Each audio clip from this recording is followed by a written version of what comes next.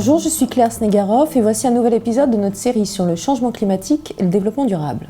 Né après la seconde guerre mondiale, le mouvement de défense de l'environnement moderne s'est construit en opposition à la croissance effreinée du monde industrialisé et le cortège de pollution qu'il entraînait.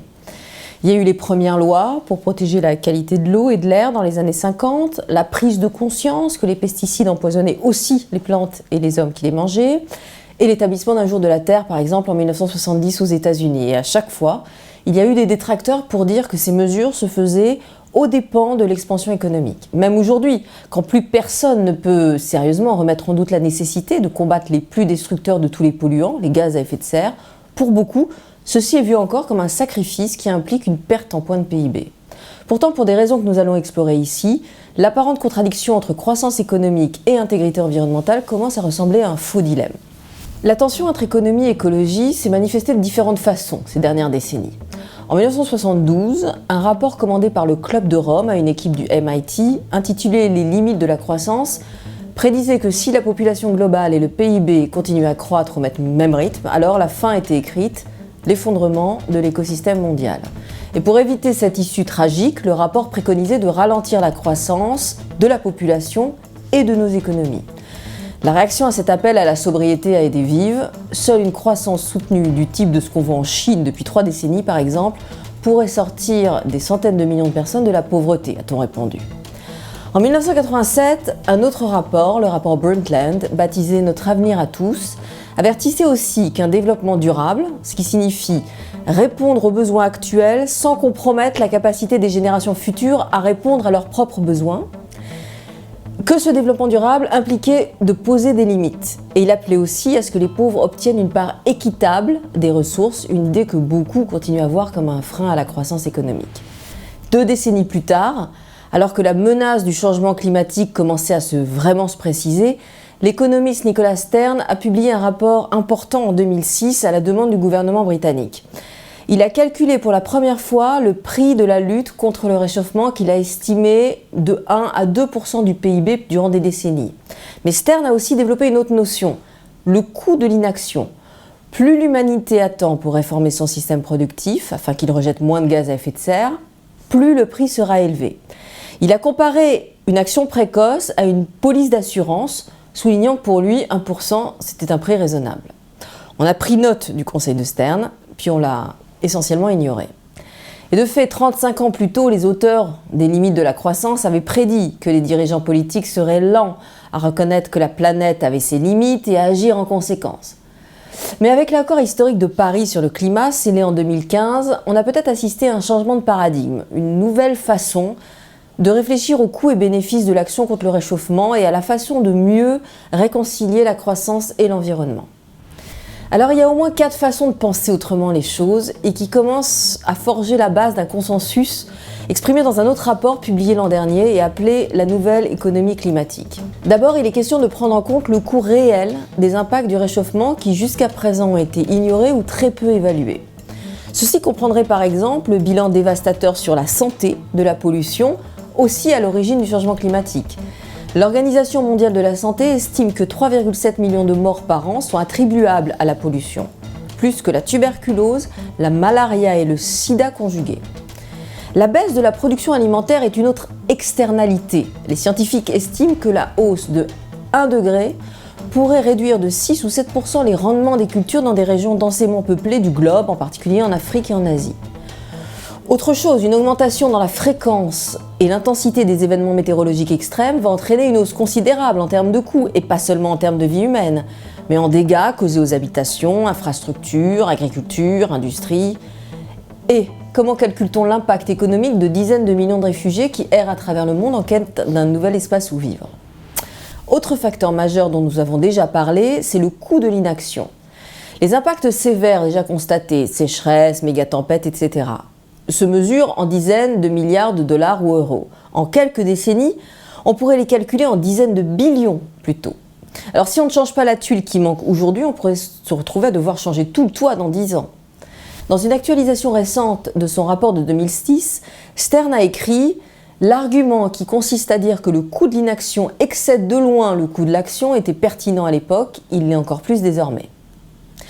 Troisième élément crucial qui a longtemps été sous-évalué, c'est ce qu'on appelle les services écosystémiques que fournit la nature. La vie ne pourrait pas être possible sans l'air qu'on respire, l'eau qu'on boit, le sol dans lequel on plante des graines, et cependant tout ce capital naturel, comme on l'appelle, est largement pris pour acquis. Et comme il est gratuit, on peut facilement en abuser et le dégrader. Pourtant, les écosystèmes fournissent des services essentiels auxquels on pourrait donner un prix. Quelques exemples. La valeur des services de pollinisation fournis par les abeilles sauvages a été évaluée jusqu'à 1,5 milliard de dollars par an. Si les abeilles disparaissaient, et c'est une vraie possibilité, une grande partie de cette valeur disparaîtrait aussi. L'humanité prend pour acquis aussi le fait que les océans absorbent 90% de la chaleur excessive générée par le réchauffement climatique et environ un quart des émissions de CO2 en trop. La seule absorption du CO2 vaut plus de 200 milliards de dollars par an en dégâts climatiques évités. Enfin, un quatrième développement aide à changer cette vision sur le rapport coût-bénéfice d'une décarbonisation de l'économie. C'est le prix des énergies fossiles et des énergies renouvelables. Un baril de pétrole ou une tonne de charbon a deux prix. Celui qu'on connaît, fixé par le marché, qui monte et descend en fonction de l'offre et de la demande, et l'autre, plus juste, qui devrait inclure les impacts environnementaux. Une taxe carbone qui reflèterait ce coût réel et que de nombreux économistes appellent de leur vœu en ferait un produit moins demandé. Dans le même temps, le coût des énergies renouvelables, particulièrement le solaire et l'éolien, a vraiment baissé, au point qu'ils deviennent compétitifs par rapport aux énergies fossiles sur certains marchés et dans certaines régions, même sans taxe carbone. Il existe des études sérieuses qui jugent faisable une montée en puissance rapide des énergies renouvelables, même assez vite pour nous sevrer de charbon, de pétrole et de gaz d'ici le milieu du siècle. Mais pour y arriver, il faudrait mettre en place des politiques qui reflètent mieux les coûts et les bénéfices tels que nous venons de les décrire. Le rapport sur la nouvelle économie climatique appelle à un investissement annuel d'au moins 1 billion de dollars dans les énergies propres. Et ça ne va pas se faire tout seul. Priés ensemble, tous ces changements peuvent amener à une nouvelle vision de la croissance qui laisse les énergies fossiles dans le sol et investit massivement dans des énergies non polluantes. Ceci voudrait dire en d'autres mots que le PIB peut non seulement continuer à croître, mais il peut monter en flèche dans le cadre de la nouvelle économie climatique. Le monde est à la croisée des chemins et les choix sont à faire maintenant. Prenez par exemple l'Inde, qui est de toutes les grandes économies, celle qui a exprimé à la COP21 le plus sérieux doute quant à l'opportunité de s'éloigner du modèle d'une croissance basée sur le charbon. L'Inde a suffisamment de charbon justement pour alimenter une trajectoire similaire à celle de la Chine. Et elle continue à y investir. Mais dans le même temps, ses dirigeants sont conscients des coûts pour l'Inde et pour le monde s'ils continuent à suivre ce chemin. Ils ont donc aussi parié beaucoup sur l'énergie solaire. Et donc le pays qui va bientôt devenir le plus peuplé au monde va devoir décider.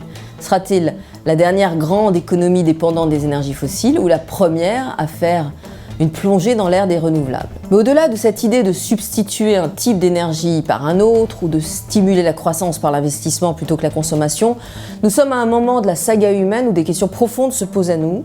Comment mesurer le progrès au XXIe siècle ? Est-ce que la croissance du PIB est un critère encore pertinent et l'a-t-il jamais été ? On peut imaginer un monde où le progrès n'est plus associé à la croissance, mais pourrait être basé au moins en partie sur un indice de bien-être. C'est une question à traiter à un autre moment, mais certainement pas au siècle prochain. It's certainly not true now. I think it's always been greatly exaggerated. I'm never sure it was entirely true, but it's certainly not true now. If you look at the analyses that are out there by the World Bank and others, they make very clear that the real threat to economic development, to prosperity, to lifting hundreds of millions of people out of poverty is not action on climate change, it's inaction on climate change. It's the impacts of climate change on agriculture, on health, on water supply, on storm damage. A 4 degrees Celsius world would just be a horrific world which would frustrate the efforts of the global community to meet the Sustainable Development Goals, to lift people out of poverty, to provide health and water and food and livelihood to people. So I think the much greater threat is clear now. It's inaction on climate change, it's the impacts of climate change. Can you sketch out a scenario like you just described of where it could actually make more economic sense to leapfrog, as it were, those old energy technologies into renewables? Well, I think you see that, for example, in India now, with the Indian government putting a very aggressive renewable deployment target on the table. So this is a very big amount of power, of renewable capacity in a very short time. And I think India is realizing that it may be easier and more cost-effective for them to provide access to sustainable energy services to hundreds of millions of Indian villagers through a decentralized, renewable-based strategy than through trying to build lots of coal plants and transmission lines and a centralized distribution system to meet that need. So that's just one example of where I think you can, just like India didn't replicate the West in putting in landlines for telephones. They jumped right to cellular technology. Didn't make the huge investment in all the telephone lines and infrastructure.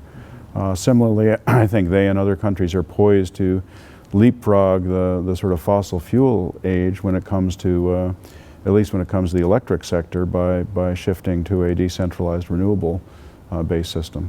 Nicholas Stern, 10 years ago, put out a landmark report in which he calculated how much it would cost to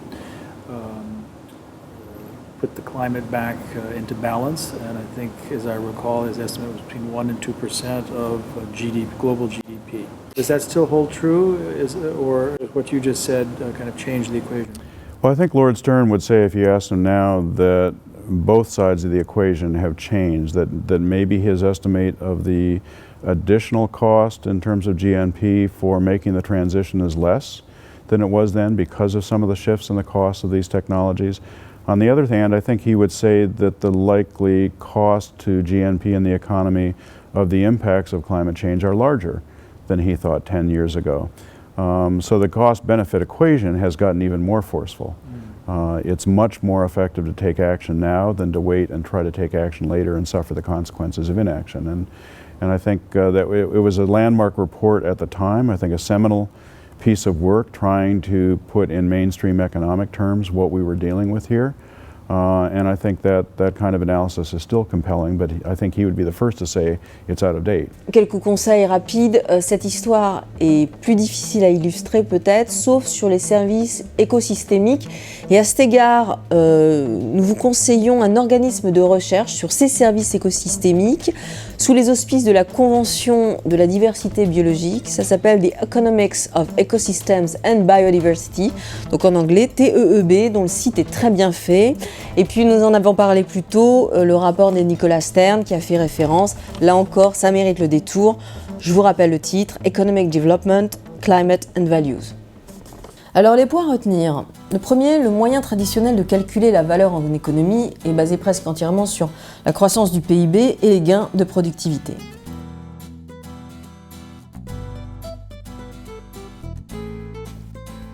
Deuxième point, avec les externalités et les co-bénéfices, les vieux calculs semblent vite caducs.